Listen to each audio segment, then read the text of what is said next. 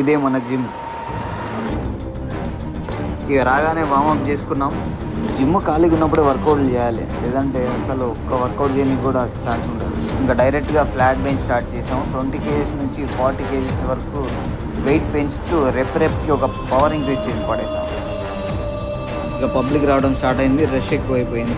Monday కదా, అందరు చెస్టే కొడతారు. ఇంక్లైన్ బెంచ్ దగ్గర మొత్తం క్యూలోనే ఉన్నారు. డిక్లైన్ కొడదామని పోతే అక్కడ కూడా క్యూ ఉంది. ఇంకా బటర్ఫ్లైతో చెస్ట్ని స్ట్రెచ్ చేసేసాం. ఇంక్లైన్ బెంచ్ ప్రెస్ ఇంకా బిజీగా ఉండడం వల్ల ఇక మనం డిక్లైన్ చెస్ట్ ప్రెస్కి వెళ్ళి 20 kilos నుంచి స్టార్ట్ చేసి 35 kilos వరకు లోవర్ చెస్ట్ని బ్లాస్ట్ చేసి పడేసాం. మీరు వెనక చూడొచ్చు, ఇంక్లైన్ బెంచ్ ఇంకా బిజీగా ఉంది. ఇట్లా కాదని డబుల్ ప్రెస్ కొట్టాము. ఈచ్ సైడ్ 10 kilos నుంచి స్టార్ట్ చేసి 20 kilos వరకు కొట్టాం. నా అప్పర్ చెస్ట్ని పీక్ లెవెల్కి తీసుకెళ్ళడం కోసం నా ఫుల్ ఎఫెక్ట్స్ పెట్టాను. అదే టైంలో మన కోచ్ సపోర్ట్తో లాస్ట్ రెప్లో రియల్ పవర్ బయటికి తెచ్చాము. ఇక కేబుల్ పుష్ డౌన్తో ట్రైసెప్ని టైట్గా ఫినిష్ చేసి ఆర్మ్స్కి ఫుల్ పంపించి పడేసాం.